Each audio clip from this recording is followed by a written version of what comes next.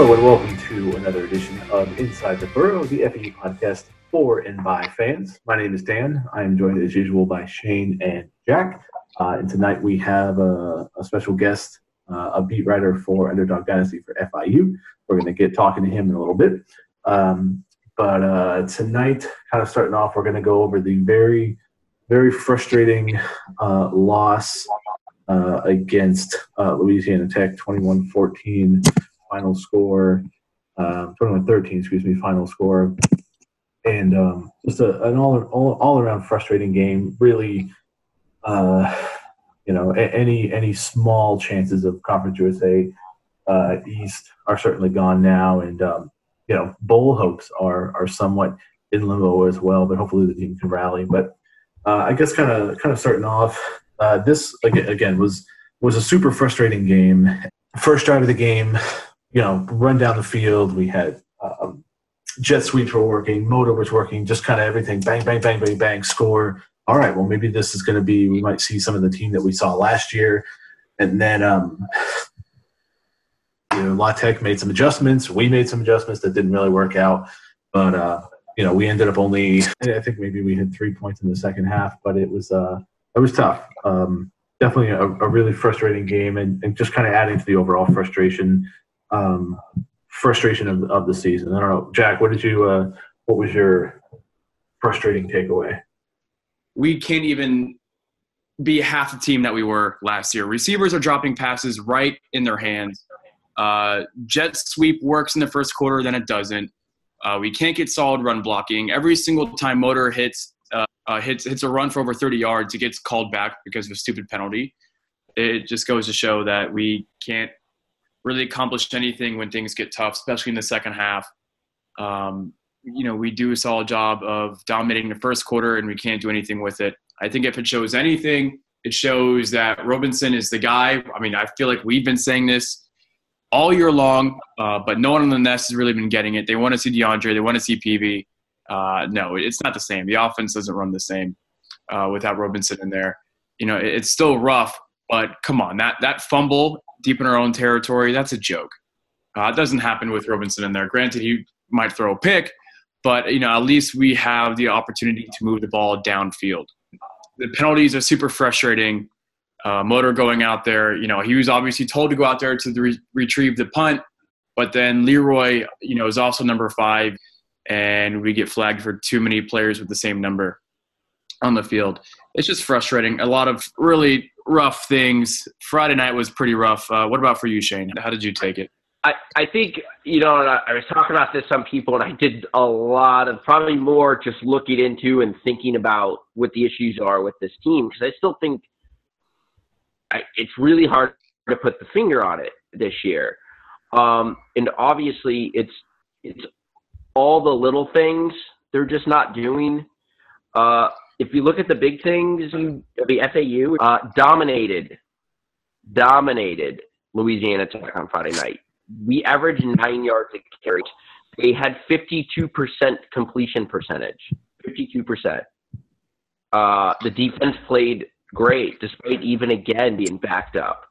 And Lane talked about in his press conference. Willie Wright had that drop. Easy drop, first down, would have been 10 yards on a 3rd and 9 when they were kind of driving again. That was just past midfield.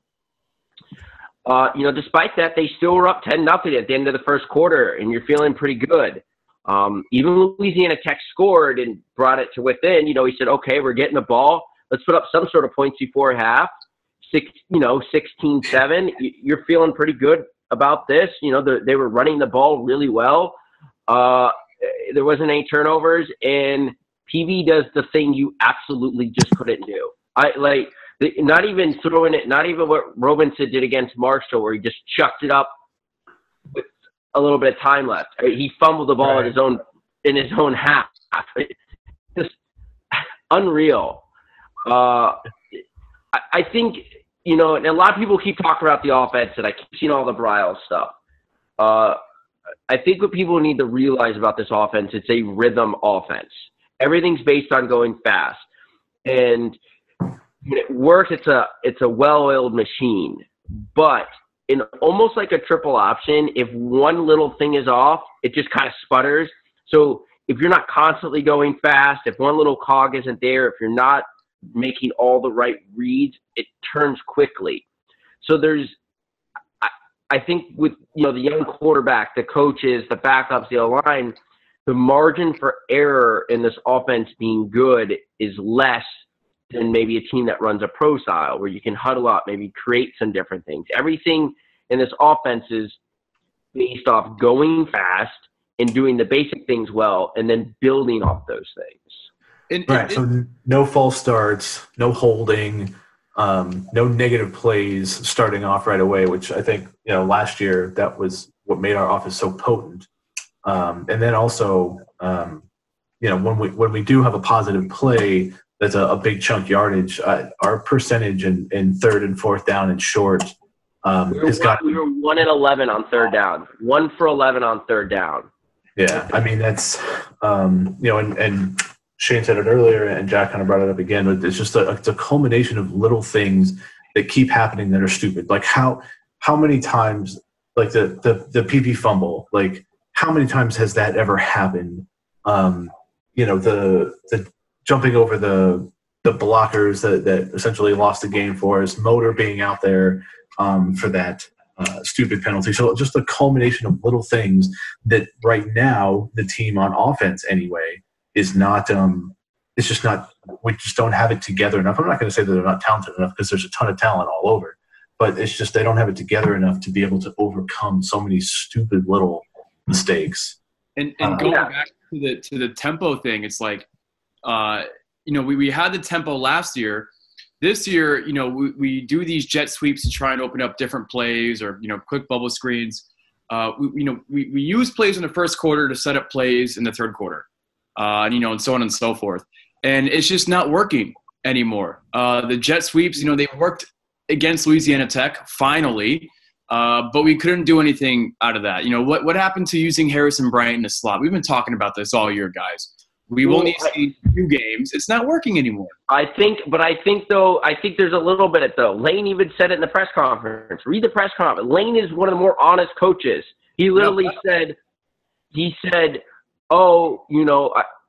I think last year they do those basic things and then kind of expand off of it because they trusted Driscoll to expand. I don't think they can expand. So everyone wonders they're not doing well in the second half. I think we go out there, run the ball, run our basic things.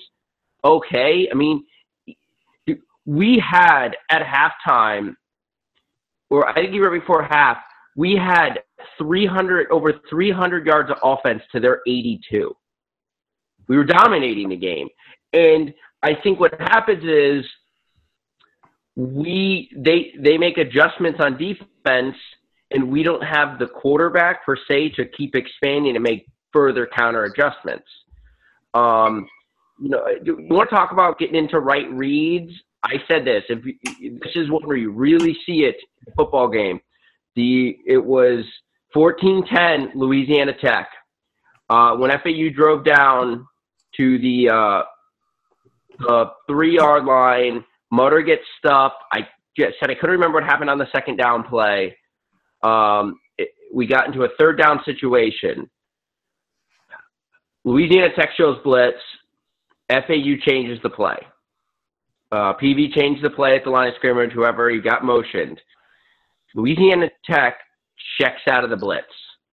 So we had obviously checked into something for a blitz, which is usually a quick short pass, get out of the quarterback's hand, and, make one guy miss and score.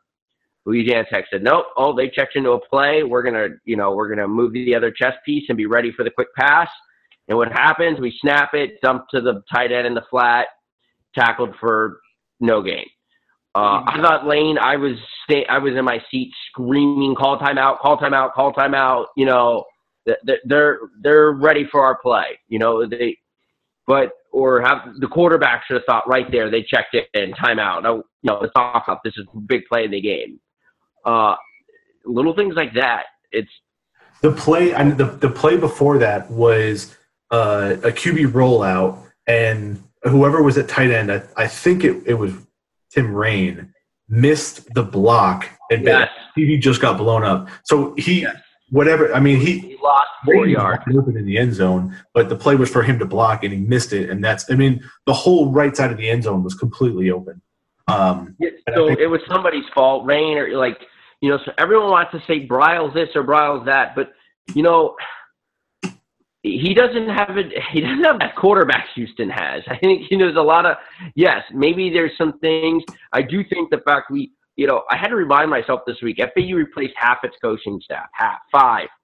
They went from 9 to 10 coaches this year, so technically at 5. The safeties coach, special teams, and 2 coordinators, the OC and the special teams, both first-year FBS assistants, let alone coordinators.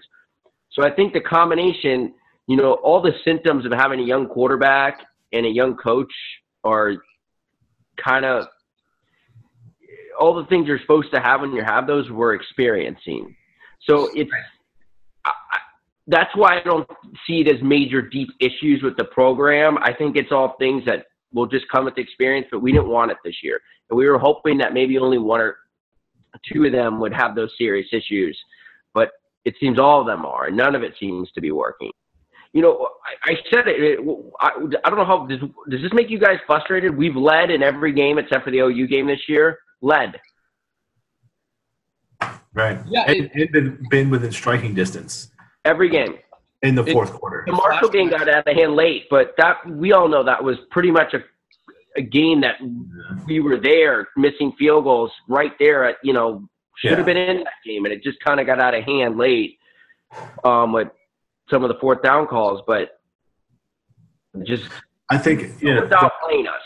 The coaching, I think, is definitely a big thing. And again, you had a very experienced offensive coordinator, defensive coordinator, and special teams coordinator, where the little things like the false starts and the holds and stuff like that, they potentially are not being taught as well as they were last year. So the discipline might not be there quite as much because Charlie Weiss Jr. doesn't necessarily know what to look for out there because it's his first, let alone assistant job, coordinator job. So I think that's also where, maybe not necessarily missing Bryles' offense as much as you're missing, his teaching ability or, his experience as a coach to be able to pick out, hey, no false starts there and make sure that the offense is running. And sorry, Dan, he's a smart kid. He's very intelligent when it comes to offensive strategies of football, but it's different when you're an analyst, hands off compared to, when you're up in the booth as the offensive coordinator, trying to spot things going on live, and you're the one responsible for all of it. There's going to be a learning curve with that. I think that a lot of people are talking about Charlie Weiss when Lane's calling most of the plays. So I don't think it's much of a difference from last year. We see the same stuff from last year. They're just not executing. I think this one's more on the players and not, and Lane, again, Lane warns us. He said all camp, wide receiver plays and that good. In watching, I mean, you think about it, has there been a consistent receiver on this team other than Javon? No. I mean, anyone that consistently gets open, anyone. Has there been anyone consistent at all? You saw Teddy Veal, and you're just like, oh, I know they're going to go to him for 6 yards on 3rd and 4, just to get that first down. I don't feel like we have anyone like that right now. Even Jovan, he's dropped some big passes when he needs to haul them in. Willie Harrison, they're not quite the same. Maybe that's play calling. Maybe that's just, matchups. Who knows? But I mean, have we even had a perfect go-to receiver in recent FAU football history? Caleb Woods. I was thinking Caleb Woods. And Solomon. I take Karen Solomon right now. Solomon did all the little things. He was a great special teams player. Probably, if you watched him block, we really underestimated how good of a blocker. And Karen Solomon was a little bigger receiver too. Dude, yeah. But that kid, I remember going to practices, and he was always just tough, doing the little things, making big hits on special teams, kind of just that, do everything guy. And, he even stand up for you in a fight if you need to. Evidence of that, yeah. Yeah, and maybe – if everyone got that. But it just he did all the little things, and I think they're missing that. Javon can run past anybody in this conference, and he makes some great catches, but I don't know. I just don't see guys getting open, but I do think the things are curable. No one's outplaying us. No one's just beating us. We don't look out talented. Even a week like this versus FIU, if FIU cleans up just a few of those things, they could win this game. FIU doesn't run away from anybody. And here's another thing. I guess the big thing, and we're gonna talk to Eric Henry of Underdog Dynasty in just a moment. But FAU has scored 6 points in the second half of conference play, 2 field goals and a goose egg, right? So you're not going to win many games at all. And I think earlier there's a lot of criticism on the defense, and I wanted to talk about that tonight, but we kind of ran out of time. But the defense, the past couple games, has played well enough to win. I mean, they've put us in a position to win.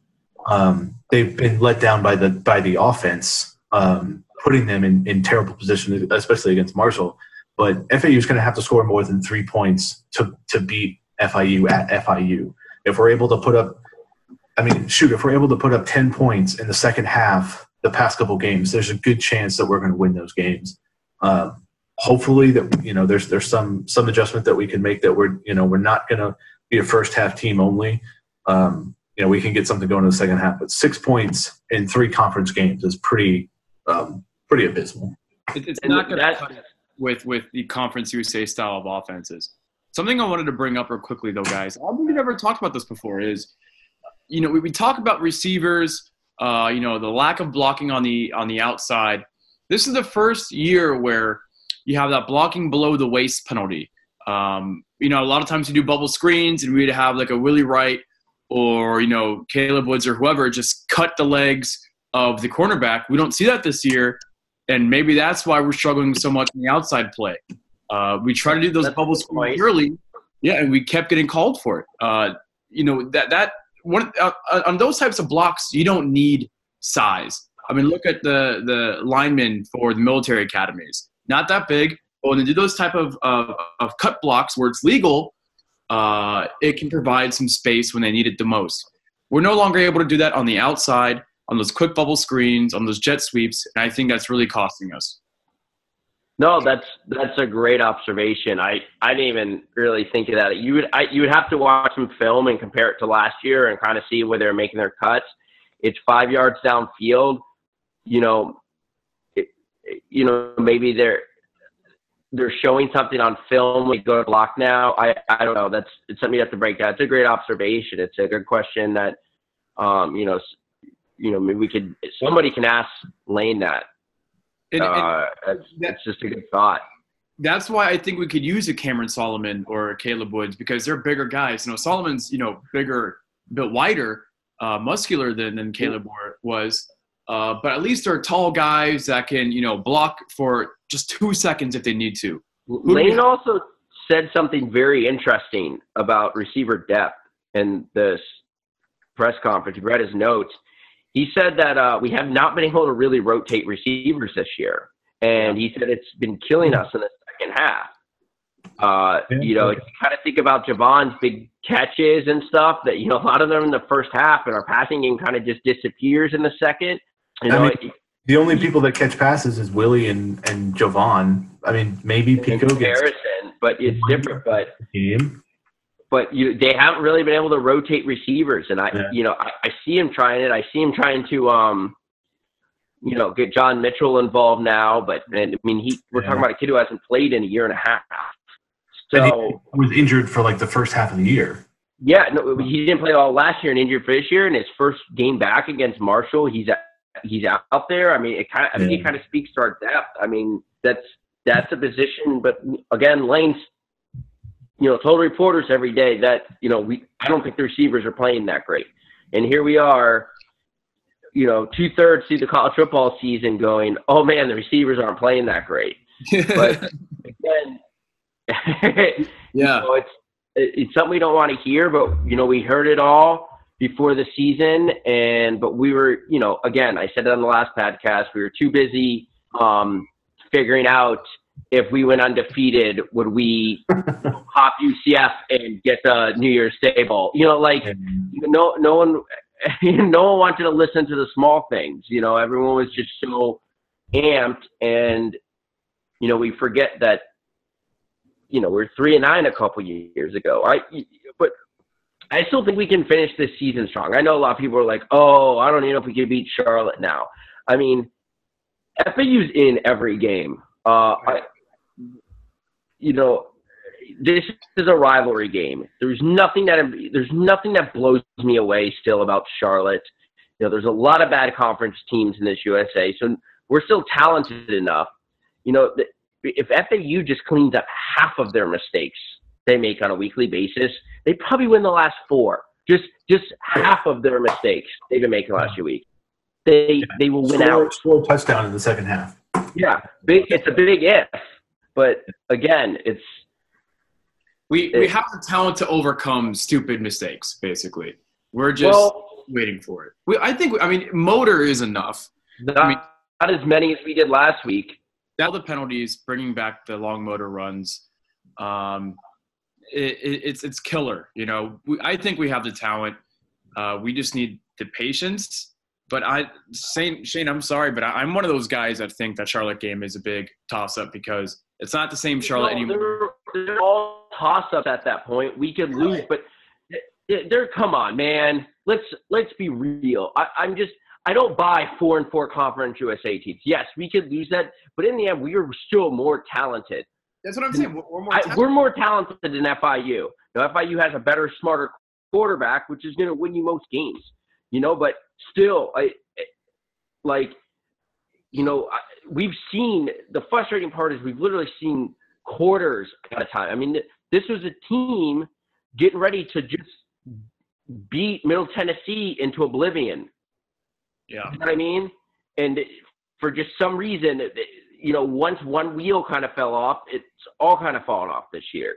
You know, I mean, we've seen bits and spurts. I mean, even with the quarterback that's been here for a few months, we were up on Louisiana Tech, just in complete having 4 times as much yards as they did through the first half, and a good Louisiana Tech team. And we were getting ready to run to it, and then it just seems we hit this one little bump, and we can't overcome it. It snowballs. Yeah. All right. And now we are going to switch gears over to FIU. And tonight we've got Eric Henry to talk FIU. He covers FIU for Underdog Dynasty. So thanks for being on the show with us, Eric.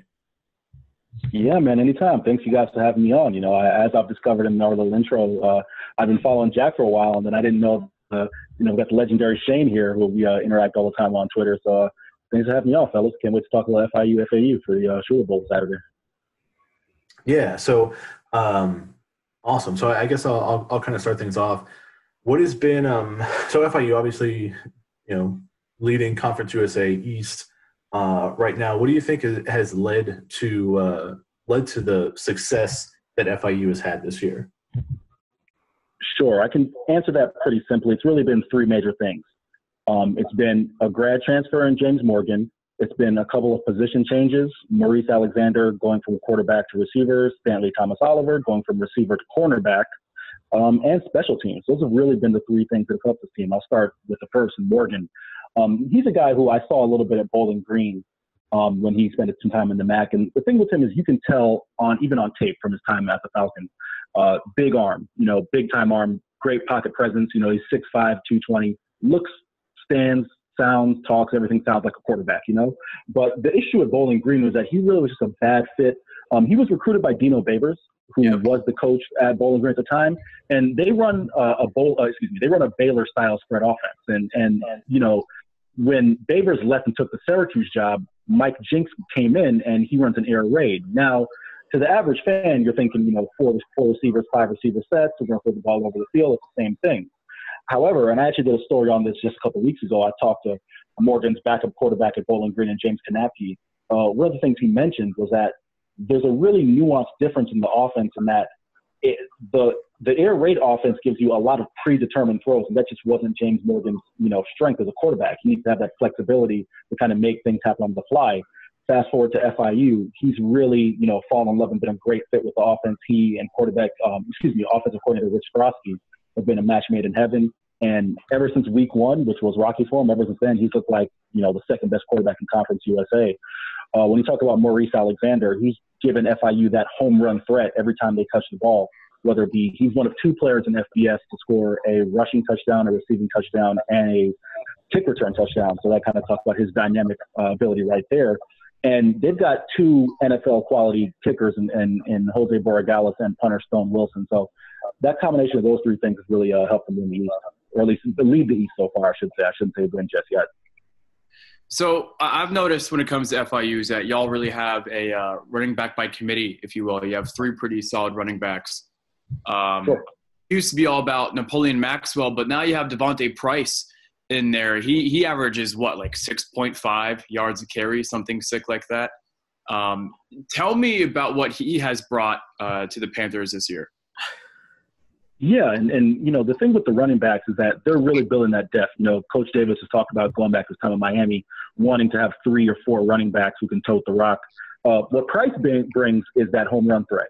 Sean Darius and Napoleon, they're bigger backs. They both are about 220 to 230, and they're really physical runners. They can get, if you need 4 yards, they'll get you 4 yards. If you need 6 yards, they'll get you 4 yards. That type of running back. Whereas Devontae Price is really a home run threat. He's a guy who every time he gets a hand on the ball can really take the distance. So he's as I'm looking at the stats right now, he's actually leading the team in rushing, which is quite frankly, a little bit shocking because he's got about 30 less carries than Napoleon Maxwell. But no, he's definitely a talented back. I think some of the comparisons, I know FIU's having a little bit of a down year this year, and I kind of see FIU and they seem to be getting better week to week, but I think there's a lot of people out there, especially me, that are still really skeptical. I mean, they've beaten one team with a winning record. That team lost its quarterback in the first quarter. That backup went 8 for 24 the rest of that game. I've mentioned that FIU struggled with Old Dominion's lesser quarterback. Even the Rice game, it was still a 10-point game going into the fourth quarter. They don't seem to be able, I know there's some nice pieces there, the running back by committee. And it seems Morgan, he doesn't turn the ball over, but it just seems like their skill position talent isn't elite, where they have this ability to really pull away from teams.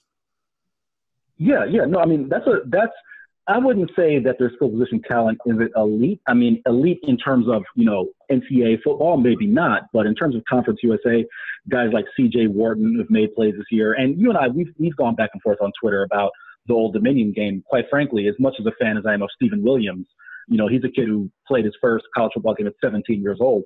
Maybe the stage is too big for him. And I think that Blake LaRusso might actually be the more talented quarterback, at least for that team. So, I won't rehash that debate with you here, but to get to the point as far as FIU, they lose that game if Blake plays. You know what? Here's doesn't get hurt. FIU's 4-4 right now. Here's the thing. Here's the thing. And like I said, that's a toss-up. I'm going to give you one matchup, and I'm assuming because you talked about that game, I'm assuming that you saw it either live or you saw a replay or whatever. There was one substitution, a switch that I think really changed the dynamic of that game. Stanley Thomas Oliver is just size-wise such a better matchup on big physical receivers. And if you remember in that game, Jonathan Duhart was one of the premier receivers in Conference USA. I love Isaiah Brown as a player. He's a Tampa guy from Tampa Bay Tech, but he was getting torched by Jonathan Duhart. It wasn't even close. Duhart took a 10-yard slant and took it 75 yards and just pushed him off of him like nothing. When they made that switch and put Stanley Thomas Oliver on him in the second half, he really shut him down. So once again, I'm not totally dismissive of your point because who knows what would have happened if Blake LaRusso had gone, wire to wire. But I think that position change really changed the dynamic of the game, as far as that goes. And just, quick note on the skill position guys. The thing with FIU is this, they don't get a ton of giant plays on first and second down. They do get big plays on third downs, and they convert third downs really well. So, yeah, I mean, there's certain things that don't jump out to you on paper and say, hey, this team is great. But in the fourth quarter, when you're converting key third downs and you're grinding the clock, that stuff is going to win games.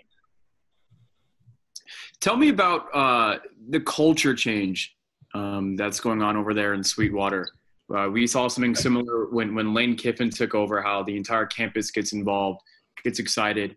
We're now seeing that with FIU. With the way Pretty sure their students are protesting.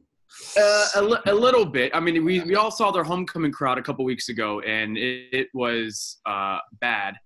But that being said, I mean, I do see some changes, man, whether it's on social media, whether it's with some of the students. How about this? It's gotten better for FIU than it was in the past.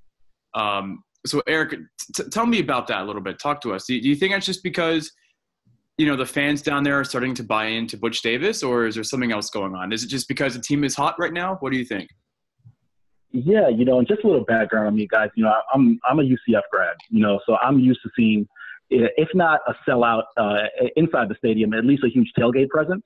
And you mentioned, quick note that they're protesting. There has been, I'm not a student there, so I don't want to get too nuanced into it, but there's been some issues between the Greek life and the university, and how that's reflecting into crowds. I don't know. I'm not, in the know enough to really give you an educated answer. But to your specific question, I think the culture change is really within the team and the players, because they're out to prove it's not the same old FIU. The crowds, quite frankly, they've been disappointing, and I've been hesitant to judge those crowds because, as I said before, this is my first year really around the program. So I don't know, as ludicrous as it sounds, I don't know if 5,000 people is a good crowd for them against Rice. You know what I mean? Should they have more for a winning team? Absolutely. The team, this is Division I football. They shouldn't be playing in front of, to be generous, 5,500 people. So if this is, to get to your question, if this is more of a social media presence, more of an online presence, I'll say it's a good thing, but I think we all can agree that there's room for improvement, especially in terms of the crowds. And I think this Saturday will be telling. I'm hoping to arrive and park in the media parking lot, on Saturday and see some semblance of a tailgate and an environment around a rivalry game that's important for both teams. Yeah, I think we'll see. I feel like the student perception or the fan perception at FAU has gotten kind of apathetic, but hopefully it'll be an above average crowd. I think the history of this game, it just explained to Eric, you were talking about this earlier, that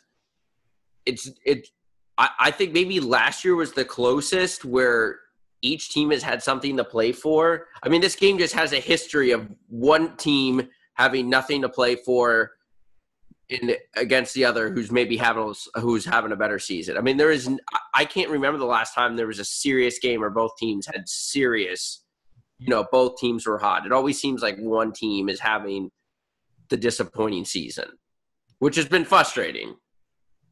I just was going to say really quick, I mean, I'll turn the question on you guys. I know this is, an FAU podcast, but I'm genuinely curious from your guys' perspective as FIU's rival.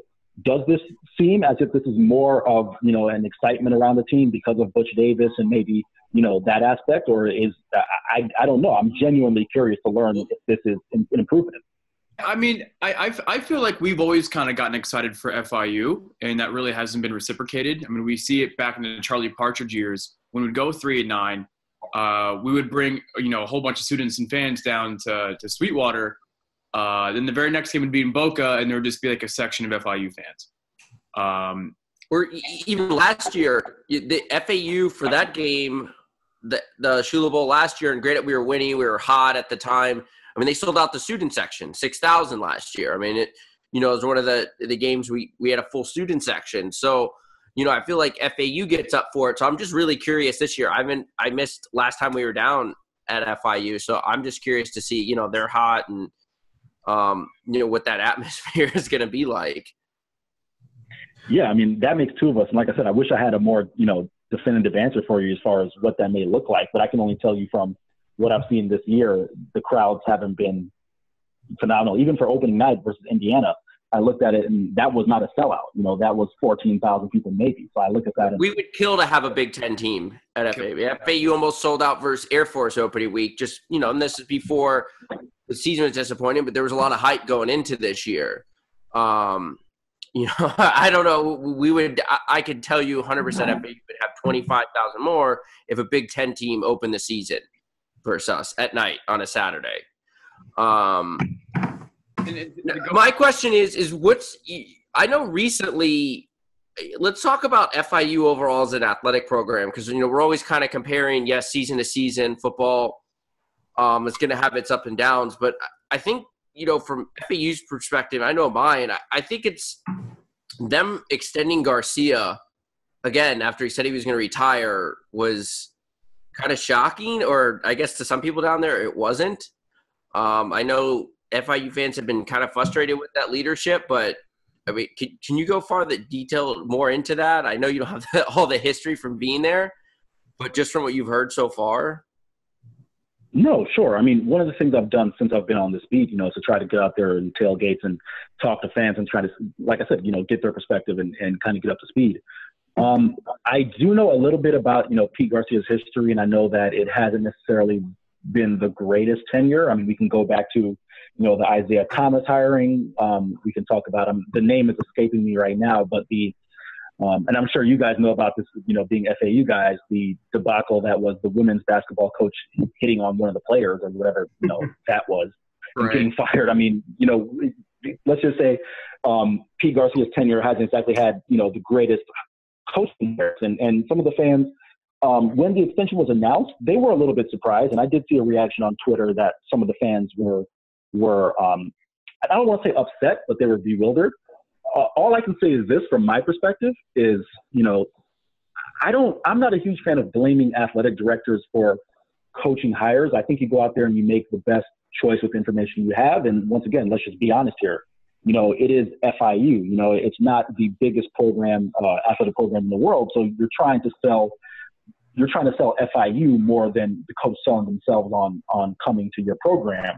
And I think that may have been some issues with some of the coaching hires. But overall, I mean, if with the extension, I think he may ride this out. And then, what my gut tells me is that whenever Butch Davis decides to step away from this job, that's when Pete Garcia will step away as well.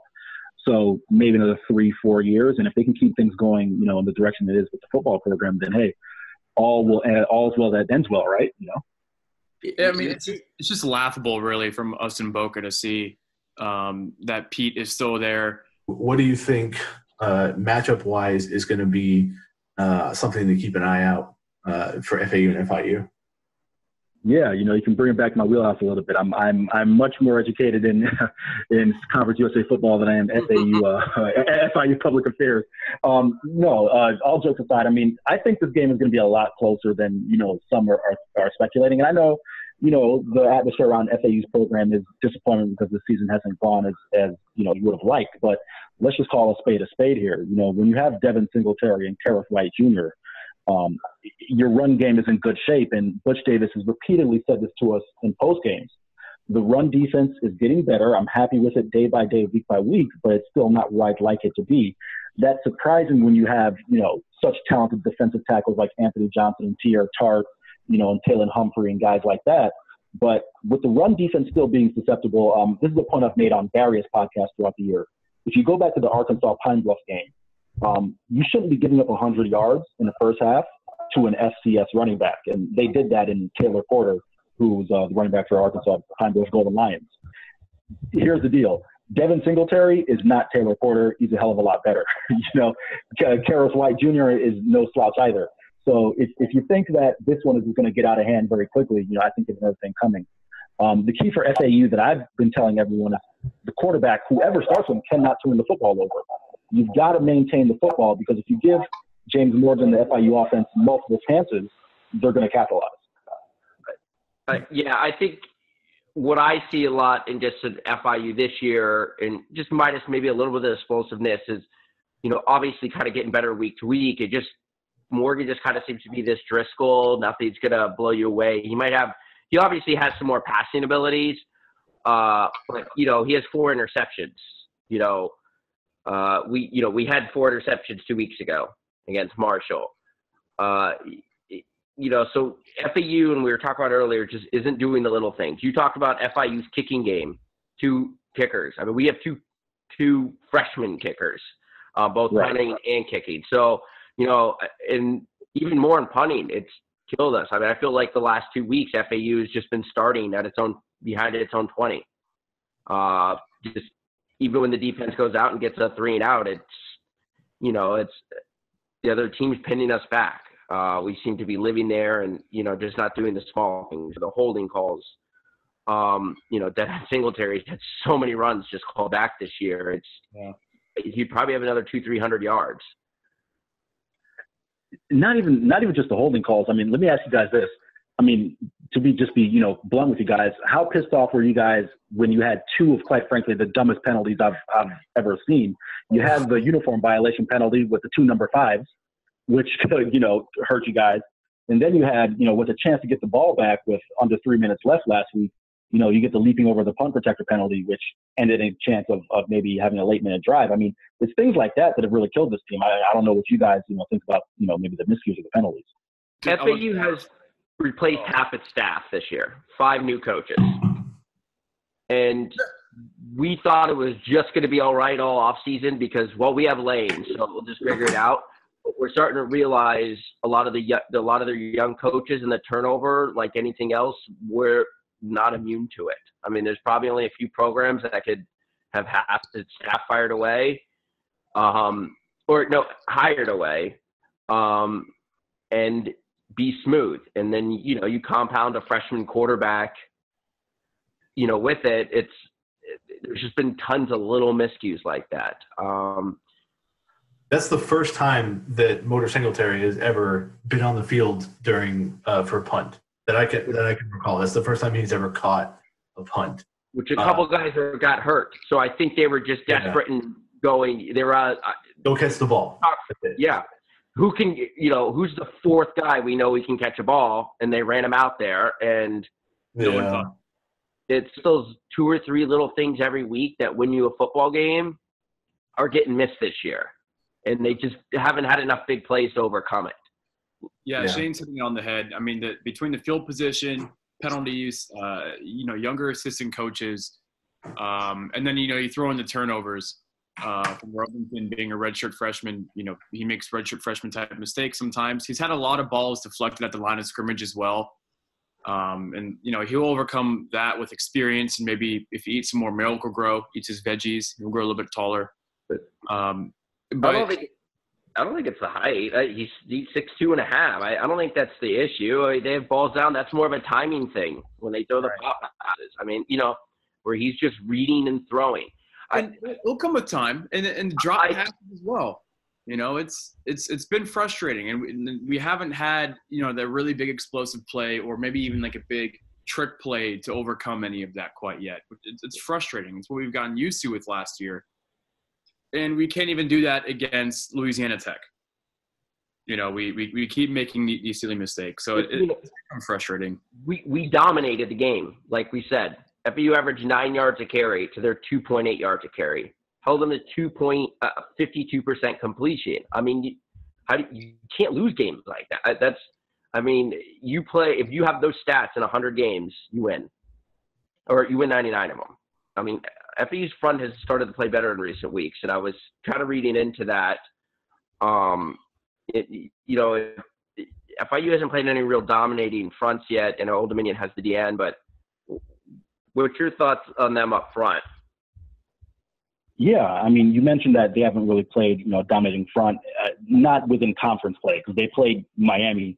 They played Gerald Willis III, who was a complete monster, and he showed just as much when he single-handedly dominated the FIU offensive line. The line, though, to be honest with you, in my opinion, has really gotten in better shape. I want to give some credit to Alan Mogridge, and Stephen Sochi out there, the O-line coaches for FIU, because that's a unit that, quite frankly, Alex Magoo was running for his life last year. And they've gotten some guys back. A guy who I've been impressed with is Neil Mars and Dallas Cannell up front, center position. They got the left tackle on Deontay Demery, who's a good, a solid player who was committed to Georgia, but, due to a myriad of issues, decommitted from Georgia and ended up at FIU. The best offensive lineman is Jordan Budwig. He's a guy who's been at FIU since probably all of us were in middle school. He's going on his 7th year at FIU due to medical red shirts. But the thing with the offensive line is that they've really kept James Morgan clean. That's something that you cannot argue with. Morgan has not been sacked a lot this year outside of the Miami game. And the run game, while, Price is the dynamic back, they're good enough to get you the solid 4 or 5 yards and keep the chains moving. And if you look at FIU, they're actually 9th in the nation when you look at the advanced stats and as far as third down yardage. Their average third down distance is about 6.1 yards, which if you get that every game, you're going to convert. This is the reason why they're converting over, 50% of their third down. So the O-line might not be great, but it's been a talented group that's improving, and it's getting the job done, and it's led them to 6-2. So, you can't argue with that. And one more kind of a position I was curious about. FIU's defense came in with a lot of concern in the secondary before the year. And it seems that they've played well, definitely beyond expectations. Yeah. No, I mean, as far as the secondary goes, that's a unit that when I did my position preview, the secondary was the group that I was most unsure about. I think I gave them either a C+ or a B-, or it might even have been a solid C grade I gave them coming into the year. A guy I mentioned before, in Stanley Thomas Oliver, I talked about how he really shut down Jonathan Duhart earlier this year. He had his best game by far last week against Western Kentucky. 7 tackles, a couple pass breakups, an interception. He's been really the difference maker, because if you look at that unit, they're not the biggest unit. Olden Cushion III, who will miss the first half of the game against FAU due to a targeting call last week, he's only 5'8", about 175 pounds. Isaiah Brown is 6 foot, about 165. Emmanuel Lubin is 5'10", 170. So when you have a guy like Stanley Thomas Oliver, who is a former receiver, who's 6'3", 190 pounds, long, rangy, sneaky athletic, he's really made the secondary for them. And another guy to keep an eye on if you're an FAU fan is Dorian Hall. He's a freshman. He's a big freshman, 6'5", about 200 pounds. He's back there at the free safety position. He's made a lot of plays for FIU. So those are players you want to keep your eye on. And they've really, like you said, they've really kind of exceeded my expectations, because that was a unit that I was really unsure about coming into the year. And they're getting the job done. After they had a rough start to the season, the Indiana and the Old Dominion game. But, ever since then, this team has really grown, and the secondary has grown along with it. Fair enough. Nice. You're too nice to be representing FIU. I want to hate you, but I can't. Man, you know what? It's hey, I appreciate the compliment, and I'm just trying to do a good job covering the team. You're not the first person to say you want to hate me as covering the FIU. I didn't know that there's this FIU hate, but hey man, dude, you gotta feel bad for me. I'm getting it from both sides, because I'm a UCF grad, and UCF fans are like, why are you covering FIU? Why aren't you being more UCF? And FIU, for FIU guys, I'm not necessarily enough FIU for them, but hey, I hope I'm just doing a good job covering the team, and I'll take all the compliments I can get. So. I think you're doing a great job, yeah. And you've introduced yourself rather well to Conference USA Twitter. We can be a bit scrappy sometimes, but you're doing it solid. And really quick. Oh no, go ahead, man. I'm sorry. No, go ahead, Eric. Real quick. No, I just want to say really quick, man. Just on Twitter, man, it's all love. It's not personal, man. I'm just I have a dry sense of humor. I think sometimes I get lost on Twitter as I'm being kind of a smart ass, and I really am not. So it's just a dry sense of humor. So it's all love on Twitter, man. It's not personal. Fair enough. Before we sign off, do you have any predictions for the Shula Bowl this Saturday? Sure. As a matter of fact, I do. I'm not going to give you guys a score. I'm not there yet. I'm actually working on my game preview tonight. But I do want to give FAU fans this bit of hope. I don't think this one will get out of hand early. This is a game that, quite frankly, FIU has been a slow starting team all season long outside of last week. So if you're an Owl fan, I think, you should come to the ball game and expect a tight ball game. I do think that FIU wins. I think that these are just two teams who are trending in completely opposite directions. FAU season, unfortunately, is just careening into the Atlantic Ocean, whereas FIU is trending upwards and looking at a showdown with Marshall. So I think they win, and I think they win by not more than a touchdown, but I don't have a score for you just yet. But I do believe that FIU will win. See, we're heading towards the Atlantic Ocean because we're actually close to the ocean, right? Hey, man, don't get me in the middle of that, man. I've seen that debate on Twitter. I'm staying out of that one, man. You don't realize how old that debate is. I don't. I mean, don't. every FAU, FIU Twitter debate since the creation of that .com, no matter where it starts, we'll dive into that debate. I mean, it could start with as well coaching debate, who has a better running back, and guess where it's going. You're not near Miami. My favorite is that the FIU fans, sorry, Eric, if you'll let us just vent real quick, is that they'll say, Biscayne Bay campus is right on the water. One, it's on the intercoastal. Two, none of the FIU fans have ever been to the Biscayne Bay campus. Three, if we're going to talk about satellite campuses, FAU has, two on the ocean, I want to say? And then main campus is a bicycle ride away. Hey, Eric, we appreciate you being on with us. Where can Owl fans and any other CUSA fans find more of you? Sure, yeah. You can find me on Twitter at EricCHenry_. As far as my work goes, and I'm actually working on an article right now that is encompassing all of G5 football in the state of Florida, so I hope Owl fans will check that out. You can find that on UnderdogDynasty.com. Underdog Dynasty is run by our managing editor, Cyrus Smith, who is an Owl, so maybe that's a little incentive for Owl fans to take a look. But if you're a fan of G5 football, fan of Conference USA football, you can find us at UnderdogDynasty.com. Nice. Well, thanks, and we really appreciate it, and thanks for all the insight. All right. Thanks to Eric and Jack and Shane as usual. Hopefully this week's game against FIU will come back celebrating, and got 4 games left.